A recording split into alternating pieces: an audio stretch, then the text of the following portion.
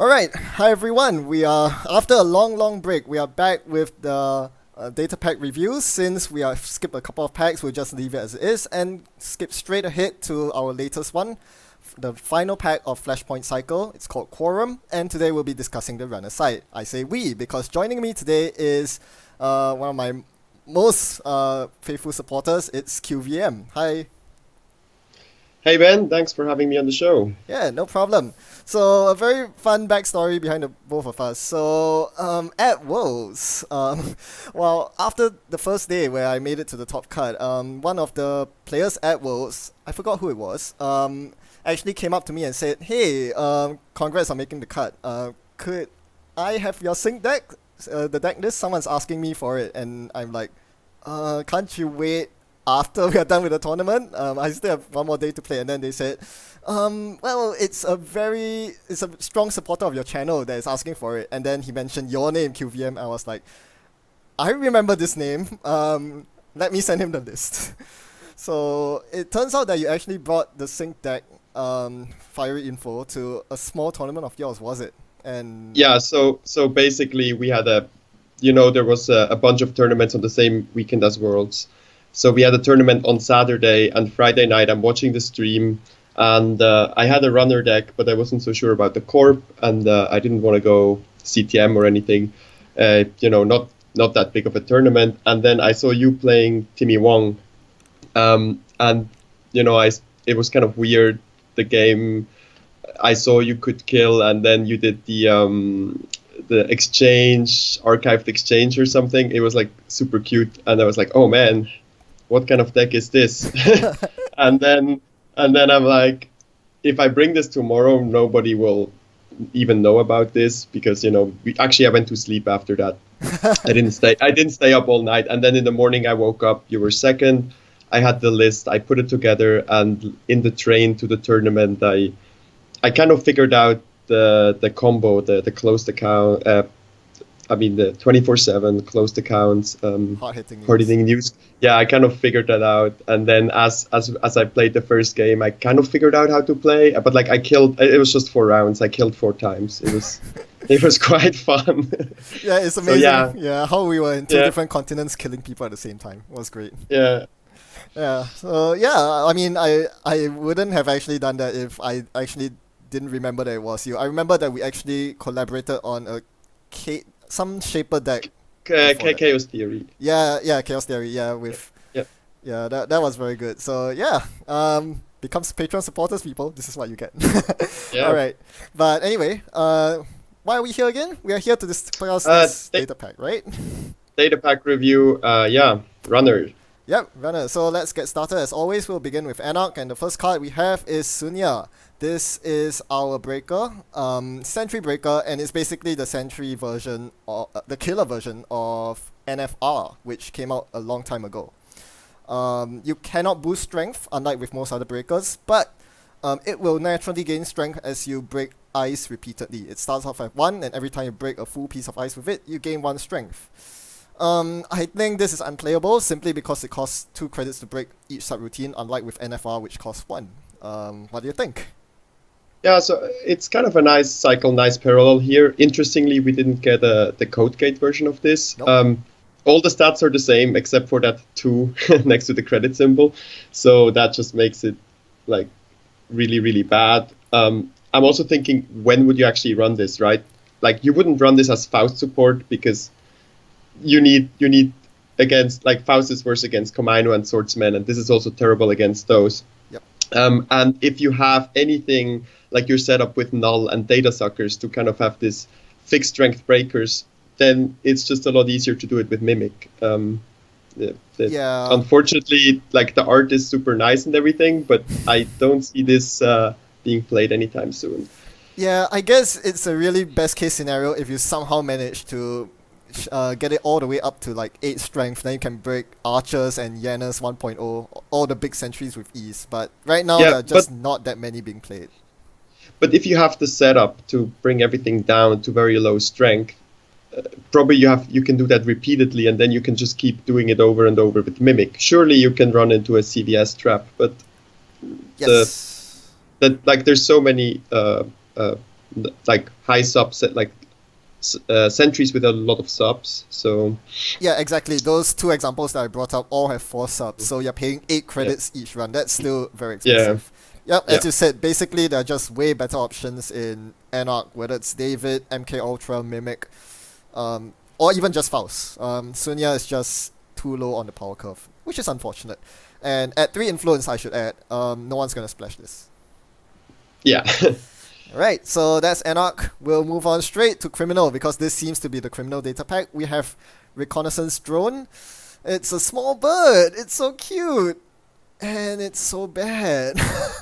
I had a lot of hope for this. I thought this would be the Criminal Plascrete replacement. You pay X credits to prevent X damage. It only works once. Seems like a pretty good Plascrete replacement, but wait. It only prevents damage while accessing a card. So it helps against snares, it helps against June bugs, but nothing much else. I couldn't Well, think of many good situations to justify this. Can you? yeah, I'm so I agree with you. Like it's not very good at the moment. But the way to look at this prevents any kind of damage. And granted, there's not that much meat damage on Axis. I guess that's pretty much what is that upgrade called? The Prysac. Yes. But it also prevents against brain damage. So if Cerebral Overrider is the thing in your meta, this is one of the best anti-cerebral overrider cards. But it's single use. It's super niche. If it were to prevent all damage, just like that, without the access restriction, it would be probably overpowered. So usually all the damage prevention we got so far was against 1 or 2 types of damage, whereas this is against all damage, but it has the access restriction. So I can think what is nice if you have this down and you're playing against a shell Sure. game, Yep.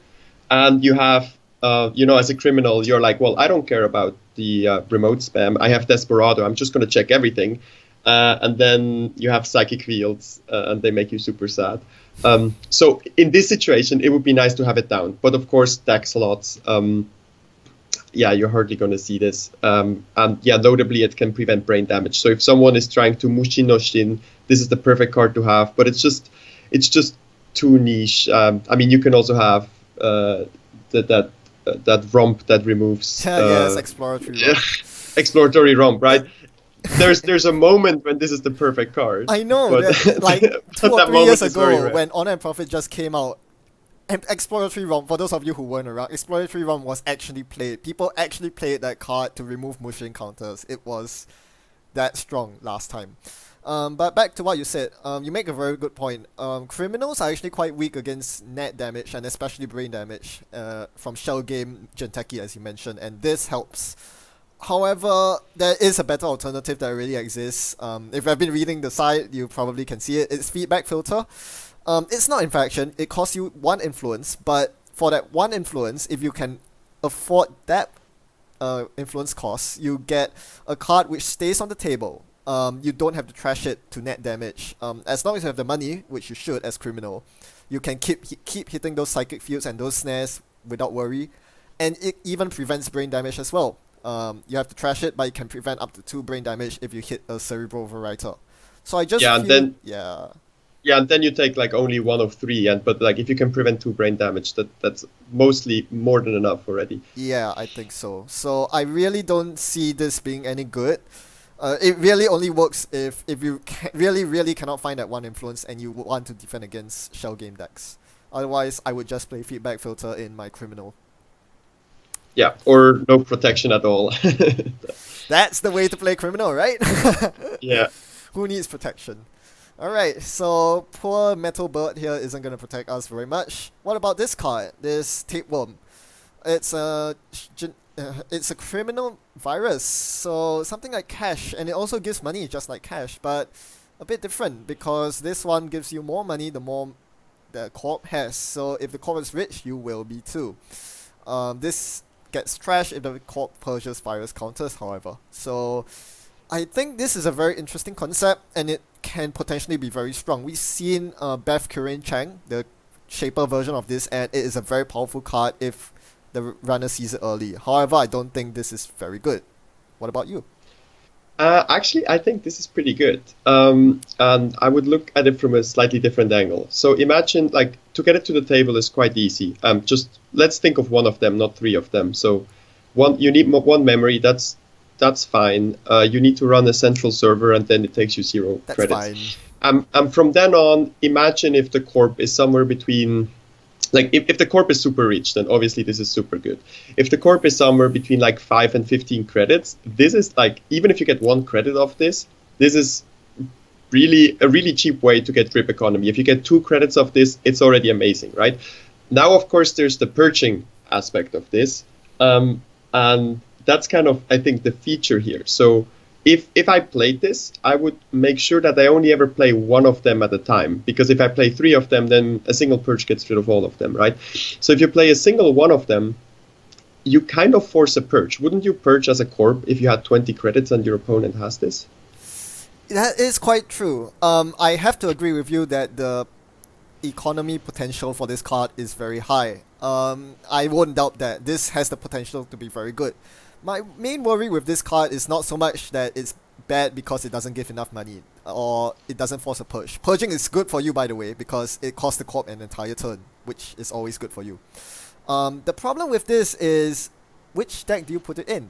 And because it's criminal, you have so many good economy options in faction already.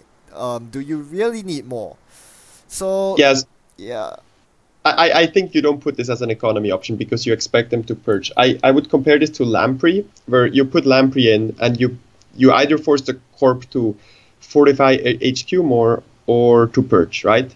But with Lamprey, mostly just put a nice ice on HQ and you don't need to purge. With this, there's no way around purging except if you plan to stay poor for the rest of the game, which is also, for most corp not an option. So if I put this in, I don't put it in as an economy option. I don't put it into a virus deck, except if I do some weird Fester combo. So I just put this into Crim, no other viruses. I put one down, and just in like a super aggressive criminal that just tries to overwhelm you early. I would think like some Gabe, some Andy, or something.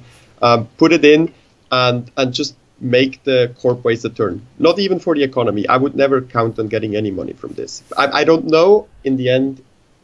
I mean, how strong it's going to be, deck slots, right? yeah, deck Do you slots mainly.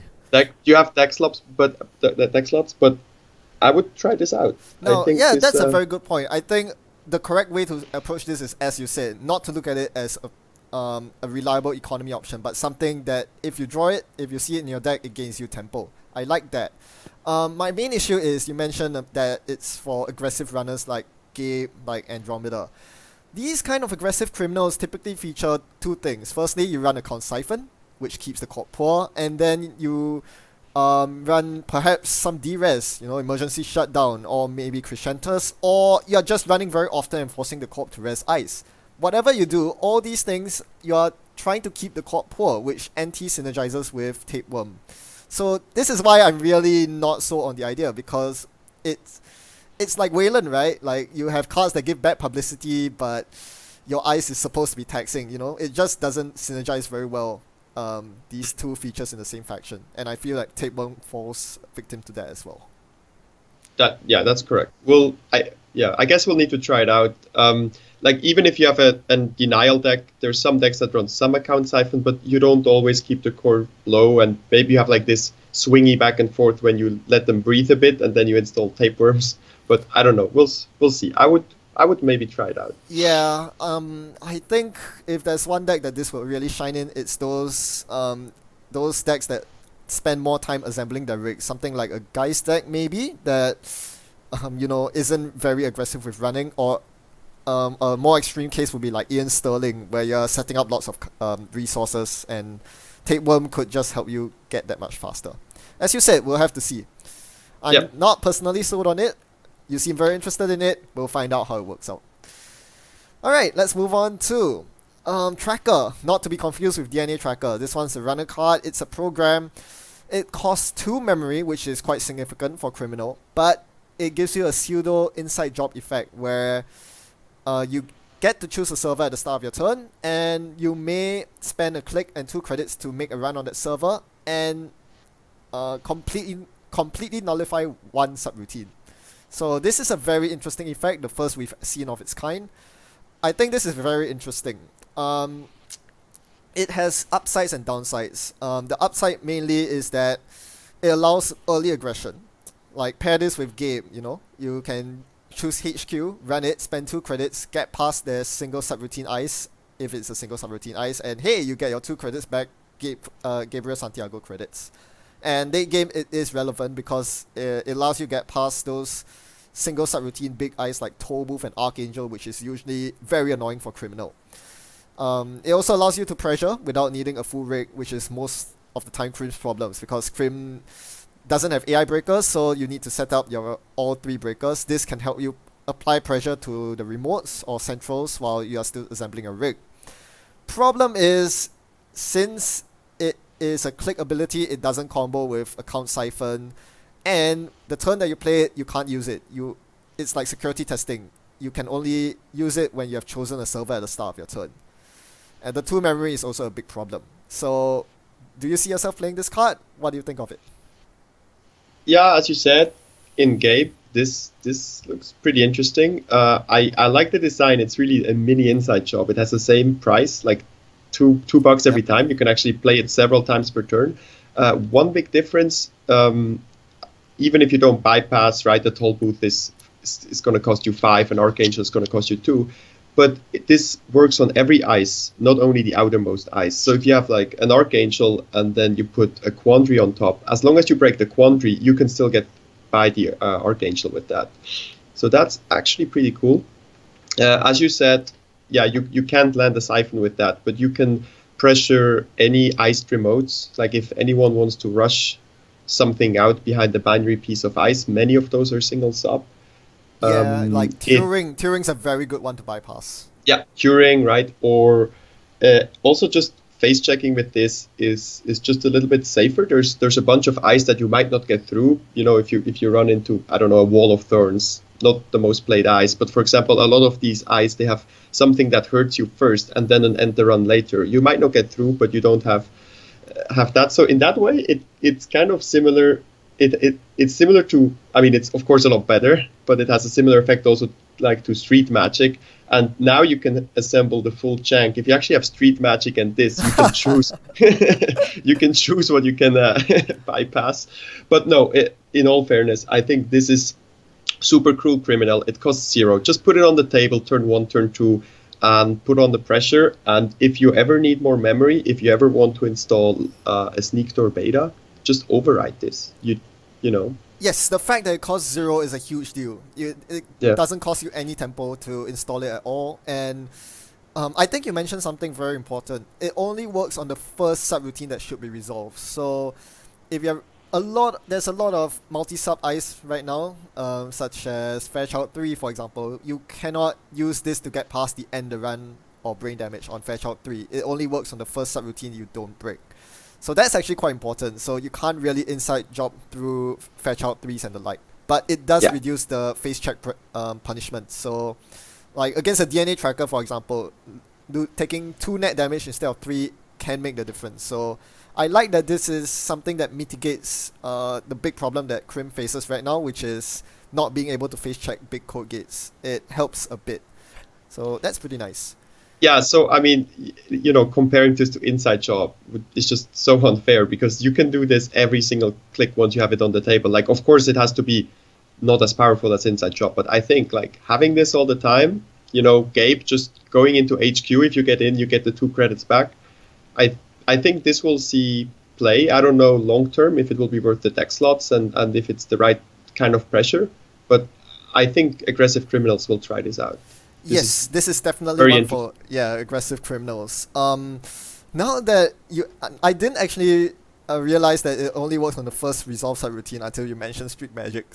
So I'm now a bit less sold on this card. I don't think it's as good as most people make it out to be, but we'll see. I could be wrong. One more thing is I hear that you are quite a big fan of Leela. That's one of your favorite runners. Would you slot this in a Leela deck? Leela is hurting for deck slots like everyone else. So you mentioned so I play a version of Endless Waltz, and one of the key things there is to have inside jobs and R&D interfaces, because if you have maker's eye, you cannot combo it with inside job, right? Yep. So this also works well with the same philosophy, R&D interfaces, and then try to get into R&D more easily. So with that respect, if you have these R&D interfaces and not just pure run events, then the click, I mean, you still have the problem that it doesn't work with Siphon, but at least it works with your multi-axis. Yep, and that is quite an important one, because if you're only getting single accesses on centrals, this is not that good a card, because you don't really want to be spending a lot of tempo just to get single accesses, especially when there's a lot of ice. So yeah. But however, with Leela, I tend to run a little bit less, so I'm not running into every ice to res every ice, right? So I see this a little bit more out of Gabe. That is true. Yeah, especially when you can get the 2 credit refund, and where you're trying to get ice res a lot more than Leela. As Leela, you want to keep some ice unres, right? So you can bounce them back. Yeah, luckily we have a very good Leela card coming up. Oh, in great this that you pack. mentioned. That's a very good segue into Aaron, my Aaron. I'm just gonna call it Aaron, my Aaron. I don't know how to pronounce Yeah. it, but that's a really cool someone name. Someone on Reddit asked if it rhymes. Aaron Marin. I don't know. I don't think it does, but I'm gonna call it my Aaron anyway, because it's my Aaron. It's boss. This card is boss. It's so boss that I put a heart shape on the slide, because I think this is the card that both of us are most excited to try and experiment with. This is a really strong connection out of Criminal. Thankfully, we're getting good blue cards for once. Yes. So this is so good because it's passive benefits. You don't have to spend clicks, which is always a shortage. You're always short of. You just throw it on the table, and it does work for you. Like Human First, like Beth. When an agenda is scored or stolen, you get 2 power counters, which means that you can potentially avoid up to 2 tags. Not avoid, sorry. Remove 2 tags and draw up to 2 cards. This is actually a very, very big distinction. The fact that you can remove tags means that you can remove CTM tags. It means that because it is a paid ability window, you can remove 24/7 tags. Not 24/7 tags from Accelerated Diagnostics, but if they are playing 24/7 into Boom from hand normally, you can prevent those tags. So this is card draw, damage protection, and tag prevention, not prevention, tag removal, all wrapped up in one package. It's pretty amazing. Yeah, I completely agree. This is a super, super cool card. If you're going to make another video at the end of 2017, I'm already going to nominate this as the best design. Because it's very nice how every breaking news has been such a Dominant, big, yeah. such a dominant force in the meta, and especially imagine for example, I play this out of Leela, for example, and I see, they're putting something in the remote, and I'm thinking, well, if it's an agenda, I get a bounce, so I'm just gonna wait. But if it's a breaking news, then they can do something nasty, like close my accounts or whatever. With this, breaking news is no problem anymore. I can just, before they get the next click, except if they have a Zealous Judge or something, but before they get the next click, I can already trigger this, and I get 2 cards on top of that. Or if I'm doing a deep dig, I hit a fetal AI. It's so beautiful how you can, I mean, if you don't die in the same dig, but you're maybe low of cards, maybe not that many clicks left to draw up, you can use this to draw up. It's so versatile, and if you get this down early, and it's a connection, which is really nice. You can run Hostage and then have John Masanori and Kati and other connections. True. Yeah. If you both get to 3 agendas, which quite often happens, this is 12 cards that you can draw with this, and Criminal is hurting for card draw as well. Yes. So that's the other thing that I didn't really mention, is that even outside of the flatline or tag matchups, this is still useful. You may not get to remove tags, but you get to draw cards, and card draw is what Criminal is hurting for right now. Yep, you were saying? And if you time it correctly, you save these counters, and when you do the next Siphon, you draw 2 cards. Yeah, and you don't even need to remove tags. It's super amazing. You can Siphon on your last click and still draw up and clear those tags. or John Masanori, right? You don't get Yeah. in, so you get a tag instead of a card. Not with this one, you actually get a card. It's Yeah. awesome. Like this is crazy, and yeah, Yeah. as you said, it seems like this card was almost specifically made for a CTM meta, where breaking news is anticipated to be very strong. If only we received it earlier in the cycle. The Yeah. fact that you get exactly two power counters, not more, not less, to avoid or remove exactly two tags. I think that says a lot. As you said, it completely shuts down breaking news, because you will never get tagged by a fast advanced breaking news or even a never advanced breaking news. You are virtually safe from exchange, close accounts, and all seeing eye, and that's a huge deal for criminals. Um, and it gives you damage protection, as you mentioned, against Jinteki decks. Whew, this card is Yeah. amazing. Um, Yeah. the big question is, how many copies do you run in a Leela deck, for example? I think I'm going to remove two networking and I'm going to put this in. And I already have a Kati and a Masanori and one hostage. So if I need this early, or with a hostage and having some other one-off connections, I think that should be good enough. Yeah, that makes Maybe two, sense. Yeah, two or even. yeah, because this is a unique, like John Masnori and Katie, so you really don't want to be playing more than one copy, and hostage is a very good way around it. Yeah, my only real concern with this card is that it's so powerful, so strong that um, I think this is going to cause a bigger shake up on the corp side than the runner side. Corps will have to adapt. Breaking news strategies are a lot less viable if everyone's running Aaron. So Corps might go to decks that don't score agendas, because that's how this card triggers. So if it encourages more people to play prison decks, museum decks, that would be not very good. Yeah, but like, will this be splashed? You might splash this. I don't know, Oh, that's a in good Sunny. question. It is to But influence. You could. you could, but like if it's not splashed, I mean it's really good for Crim, right? But does it make Criminal better than Anarch? Well, probably not. And especially if more people are drawn towards prison decks. So I hope that a lot of people will still play Anarch. There will maybe not be that many prison decks, and I can enjoy that in Criminal.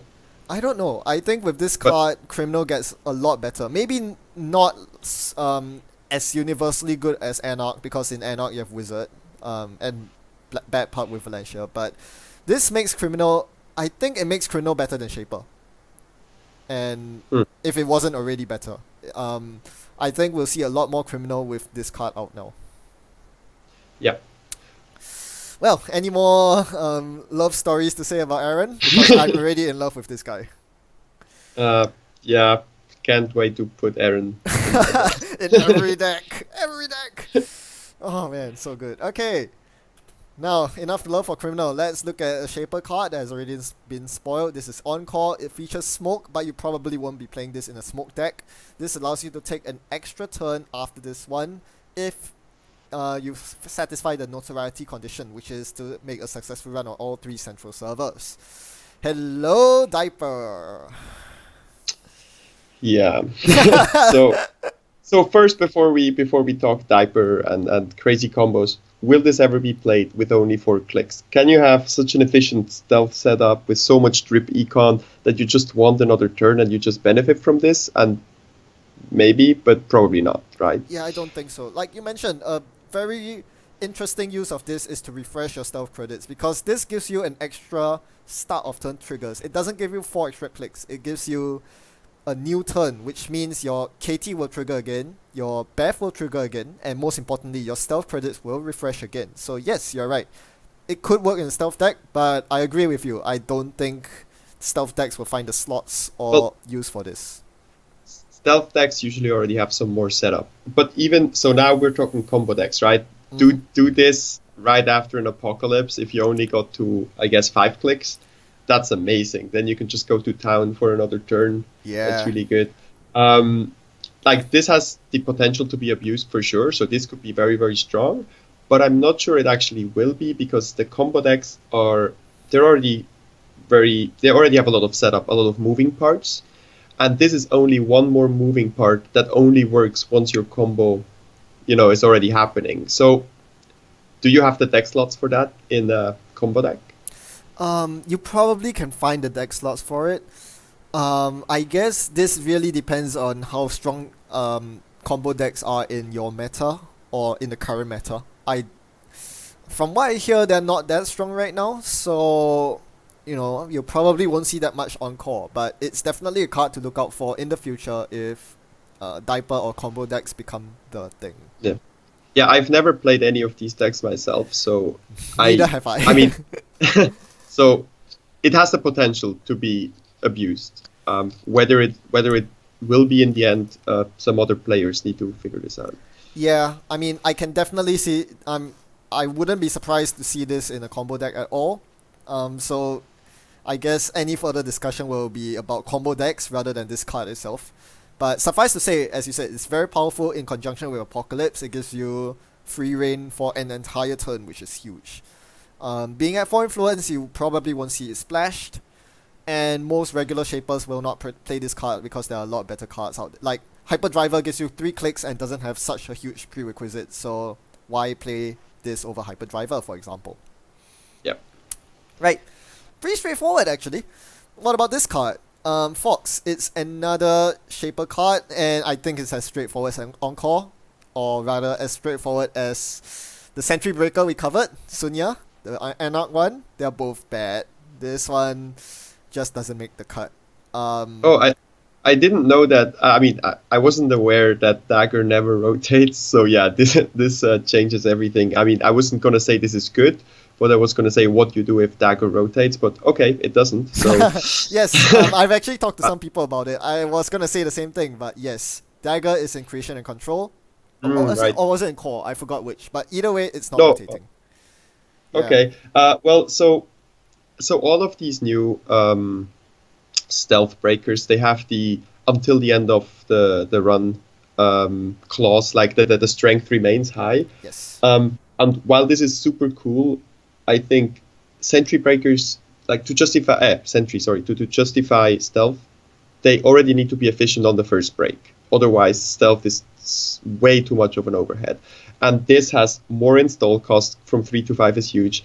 It's already not efficient on the first break. So and if you play stealth, like why are you drawn to stealth? Well, it could be because you just want to have cheap and efficient runs, but it also could be because you want a good sentry breakers, right? Sentry is the hardest thing to break, In shaper, and yes.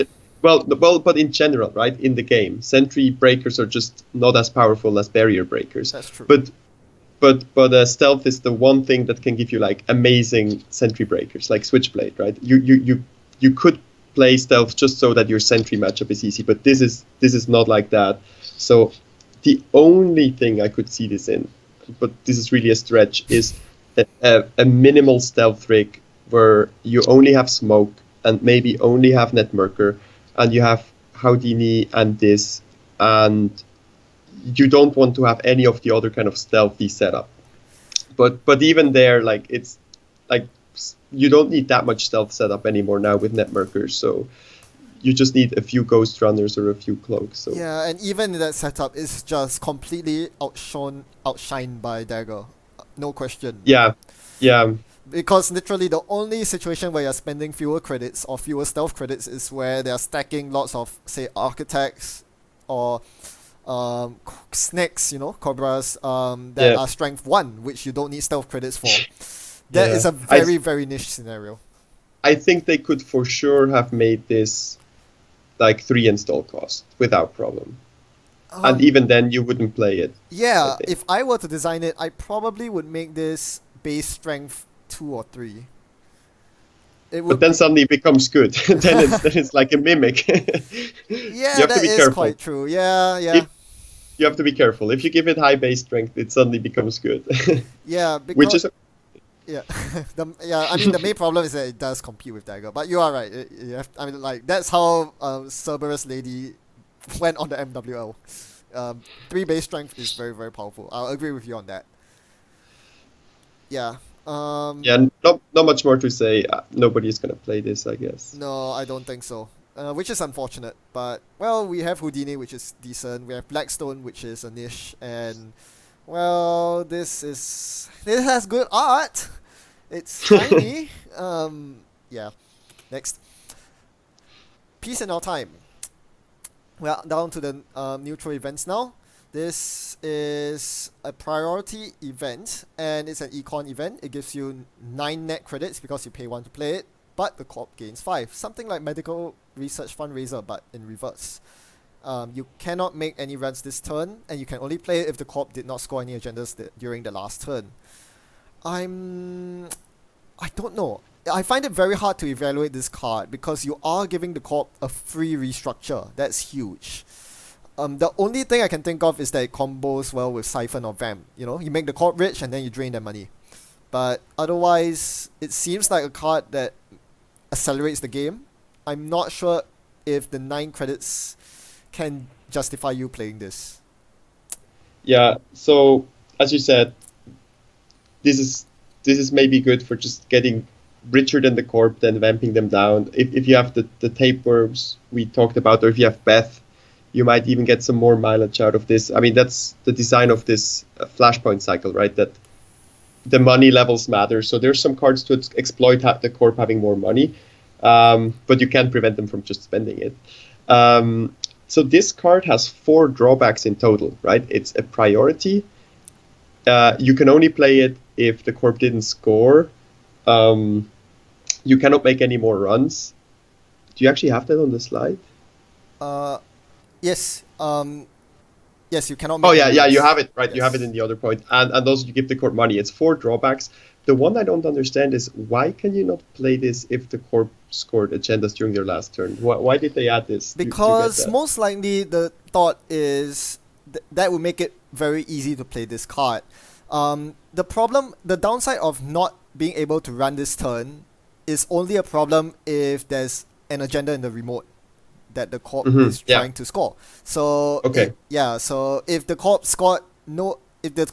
did score an agenda last turn, it's very unlikely that they will be able to score another one next turn. So that makes it a very Right. easy window to play this card. Right. Okay. Fair enough. Yeah. On Reddit, I think they were saying this has 1 influence, so I'm not sure if that's confirmed. Really? Okay. I'm not. Let me just tab over. Well, But there's no picture though. yeah. Someone posts and says this is 1 inf. I guess it has to be some influence because Lucky Find, Deuces Wild, all of the very general money bursty cards except for Sure Gamble in runners, they get influence. Sure, but those have no downsides. This one Yeah. has quite a few downsides. Yeah, I don't see why you would play this over Deuces I Wild would and Lucky definitely Find. not play this at 1 influence. Yeah. But we'll see. I Yes, don't we'll know. see. Someone will try it, but yeah, Yeah. it's gonna be niche. Yeah, it's gonna even if it's 0 influence, it's gonna be niche at best. I think, as you said, some people will try it. I mean, unlike medical research fundraiser, this actually gives you quite. I mean, it widens the econ gap by quite a bit. So because you gain 9 and the corp gains 5, that's a 4 credit lead you have. It's like a hedge fund. So it's not bad. I wouldn't But say the- it's bad, yeah. but The problem is how good this is sometimes depends on the other corp, right? There's some corps that are waiting to, get to 10 credits to restructure. If you help them and the next turn they're just going to play 2 restructures, then you really blew it by playing this. yes. It's the same with what's the criminal draw? Everyone draws 3 cards. Fisk. Fisk, right? So sometimes it's actually good for you. You can then attack their HQ, but sometimes your opponent has this like super fast deck that can just pump out things, and if it has a lot of cards, combo things, and you help them so much, and sometimes you don't help them at all, so you overwhelm them. And with this, it's the same. Like some corps are gonna not really care about these 5 credits, and then it's probably gonna be actually super great. You get 9 credits yourself. But for some corps, giving them 5 credits is just gonna, dig them out of a hole or something, and then you Yes. just do everything. Yep, I think you raised a very good point there. The card design is one thing, but playing it effectively during a match is a complete different story, and you hit the nail right on the head.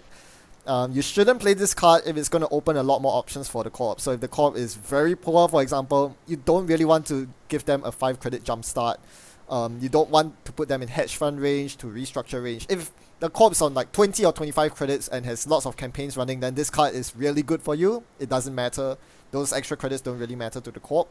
But if it's like a blue sun and you're giving them like +5 credits to go up to say 14, enough to raise a curtain wall, or 15 for an Orion, then you might be in a lot of trouble if you run next turn. So yeah, definitely a card that if you have in your deck, you need to play it at the opportune time. It's not something that you just play as soon as you draw. Well, that's pretty good. So this basically wraps up our runner side review. Thanks QVM for coming. Yeah, thank you very much. But Ben, didn't we forget something? Well, what? I think we missed a card. You're not supposed to say that. The card is classified. Oh, but I was promised that I could talk about this card on the show. Fine. We'll talk about Cypher. Okay, take it away. Yeah, where should we start? So I don't think this is gonna be that great because you cannot run Obelisk anymore. So Ooh, Ooh. big deal. Yeah, this is actually a very polarizing card. The moment it was confirmed spoiled for real, I think reactions were very polarized. Some people thought it was a pretty strong card, and on the other end of the spectrum, some people thought this would break the game of Netrunner and end all Netrunner as we know it. Yeah, I'm actually with you. I think this is I'm a bit more conservative. I don't think this is going to change the game crazily by any means, but it does certainly make it very easy for Anarchs to insta-parasite stuff, which is a big deal. No, I mean, I was actually a bit joking. I think this is very strong, and I think it's probably a bit too strong. But I don't think the sky is 100% completely falling. So it depends. Like, you can splash this for Crims. This is as cheap as Desperado to import. But if you focus on Anarch, if you play Siphon Faust, like kind of Hate Bear, Siphon Wiz, you don't want to play this. You're still playing Obelisk, right? So you would play this, if you play this with Faust, you would play it out of Dumblefork. And if you play this with regular, or you play it with regular breakers. But it's just, like, I think it's going to be very strong. There were some rumors about how this was changed in the design. I don't know, but it's like, what even is this downside? Like, Null has the downside that you need to trash a card from your grip to get -2 strength, and here you need to reduce your maximum hand size. Like, was that a bigger downside? Like, that's not even a downside. That's I mean, if anything, that allows you to dodge sweet sweeps. How cool is that? Yeah, I don't know. It could have it for sure could have a stronger downside. I think so. The other thing as well, I don't know if it's confirmed. What happens to Resistor Sandberg Wraparound? I guess Wraparound still has 7 strength after this, and it only affects what is printed on the card, similar to Theophilia's Backbiter that only affects the base thing and not the modifiers. I don't know if this has been confirmed on this card yet. Yes, that's a very, very good point. What QVM is referring to here is that this is the first card we've seen that modifies the strength directly. So all strength modifications so far have been relative, like +2 strength, -1 strength. This is the first card of its kind that sets a strength to 0, hard sets. So we don't know how it works with relative modifiers. I assume that you are right, that it only modifies the base or printed strength. So Wraparound would still be 7 strength, even with Cypher out. So yeah, not that changes too much, honestly. Yeah, but I mean, at least I hope that we have that. So the big problem here is, if we look back at, we had the breakers in this, the breakers that slowly grow in this cycle. We had Null. We had like kind of this theme of Anarchs that can kind of deal with strength. And the interesting thing is, in Ice, strength and subroutines are 2 kind of dimensions of how you can tax the runner. And this allows you to get rid of one of them, and I think that's fair. But the problem is that there's also Parasite, right? Without Parasite, this card would be a completely different card. Because Parasite is like, there's no card that allows you to trash an Ice based on how many subroutines it has, but there's a card that allows you to trash an Ice based on strength. So if, for example, Parasite was removed from the game, I know it's not rotating, but imagine if it was banned, then this would be, well, there's still York, which is can break things for zero. But at But least then, this can only happen once per turn. yeah, and exactly right, and the parasite kind of gets around the once per turn thing because it just means you destroy one piece of ice once a turn, but next turn that piece is not there anymore, so you don't need to lower its strength. So that's the crazy effect, right? If you cannot destroy ice, then this kind of just blanks the strength on one ice, and I think it would be super fair. Whether it needs 2 memory or not, and 5 install cost, if that's all costed correctly, that's another discussion. I think it's still would still be kind of competitive, would still be good, but Parasite just, I don't know. Parasite just It, like ice has this 2 dimensions, strength and subroutines, yeah. subroutines, and Parasite just takes one of those dimensions and completely warps it. So and Yeah. that's why this is so weird. And it seems like it wasn't designed for Parasite thematically in the cycle for null and for these breakers and everything, and it would be fine with those breakers, but just with Parasite it just gets a little bit too easy. Although Parasucker has already been super strong and it's already very easy to parasite things down, so maybe some people will find out that they don't even need that, right? Because it's already such a strong strategy. Yeah. As you said, I think I mean, it doesn't seem right that we are getting so much mid and high range ice, finally ice that make icebreakers relevant and important, and suddenly we have this card that says, well, your big ice strength is as good as a quandary or a vanilla because the parasite is going to come, and whether you have your ice is 10 strength or 0, it's going to get brought down. And that's the problem with parasite, which for a 2 install cost lets you get rid of any ice, big or small. I really do not like Cypher's design, I'm not gonna lie. When David first came out, I wasn't happy with it either. The fact that there's no limit to the kind of ice that it affects. Like David affects any ice that is 5 strength or higher. So even if you somehow manage to get, say, a 30 strength ice with a well-timed corporate troubleshooter, for example, that's nullified by David. Same thing here. If you have a 30 strength ice, this nullifies it as well. So Yeah. this is not something that I feel is good design because it really limits options for the corp. And especially now with this, your ice options are now very severely limited. Do I still play big ice? Is it even worth it Yeah. when Parasite's just gonna come get it? Now, of course, the runner has only so many parasites, but the fact that the big ice is a lot less relevant now with this console out makes it rather unpalatable. Not to mention that it's 2 memories, so you can have a full rig up in addition to doing all the parasite shenanigans, which doesn't help Yeah. matters. You still have memory for double medium. So, but yeah, I also agree that the design here isn't the best, and it's just too easy for Anarch to recur things like like recursion and ice destruction are things that are okay, but if they get out of hand, it just gets too powerful, right? So if you can destroy dozens of pieces of ice with your normal recursion tools without even spending too much influence on that, it's just too efficient. If recursion was so limited, or if ice destruction was so limited that realistically you could only ever destroy a handful of pieces of ice every game, then this would all be fine. But you Yes. can basically just destroy everything, right? Yeah, personally, I think, as you said, you rightfully pointed it out, recursion is the heart of the problem. And I talked with a couple of people, what if Parasite remain, Cypher remain, but you ban, say, Deja Vu? But of Yeah, course, Anarch still have Retrieval Run and can splash or clone chip. So if Parasite, for example, was removed from the game whenever it trashed an ice, instead of, going to the heap, this that could be would. fair.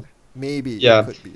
yeah. The Like, thing with recursion is like recursion being in the Anarch color pie, right? It means you can import anything like Siphon that is super expensive and then just recur it. I don't know game design wise if recursion should be in any color pie or if it just should be neutral with influence, right? Because it's just so powerful if you're the recursion faction. There's just so much abuse potential. yeah, I think recursion should in general be very, very tightly controlled. So something like scavenge is good design for it. I mean, is rather Yeah. good design comparatively, because you need to have the cost of an installed program to use scavenge.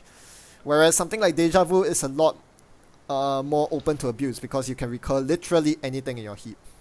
Yeah, or if it's Parasite, the one thing you want to recur, you can recur two of them. Oh gosh. Yeah. So even though instant parasites are not really a thing anymore, because clone chip costs 3 influence in Anarch, make no mistake, this is going to be a very strong console. I still don't think the sky is going to fall, but it might. Yeah, I'm not going to put money on that. We can only wait and see and watch things play out. My stance is we'll watch things play out and we'll see what happens in a couple of months' time. With the most wanted list not having been updated in such a long time, maybe the developers are holding a wait and see approach. yes. So yeah, that's my admittedly slightly optimistic viewpoint on that. Otherwise, be prepared to face a lot of Cypher in your tournaments. Oh dear. So, are you happy that you got to talk about this card? We could have skipped it, No, this is good. This is good. We have to talk about it. Yeah, it's good to talk about. I think this will replace Grimoire in any deck that used to run Grimoire, and it'll almost certainly be paired with 3 parasites, no question. Yeah. We'll see how people can abuse this to the max. But for now, this is all we have. So, any closing thoughts about this runner side as a whole for this Um, pack? Cypher aside, I really like the Crim cards. I think in general, quite a cool pack. Yeah. Yeah, What else is there to say? Like there's a few cards that are not going to see play, but I think overall the design was pretty good.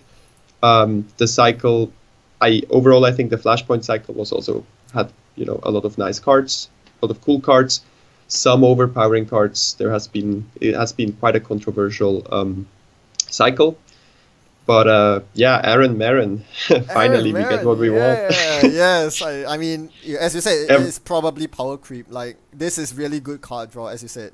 You can get upwards of 10 cards with it potentially, but it's all good. I like it. Cypher aside, I do agree with you. There are lots of interesting cards this cycle. Can't wait to try them out. Yeah, let's stay optimistic. Yes, so before the sky falls, thanks for watching everyone, and thanks QVM for coming on. Yeah, thanks for having me. It was a blast. Really enjoyed talking about all the new cards and can't wait to try them out. Yep, and join us next time, or not us rather, I'll be getting another guest for the co-op site review. So till then, thanks for watching, and as always, happy net running. Goodbye.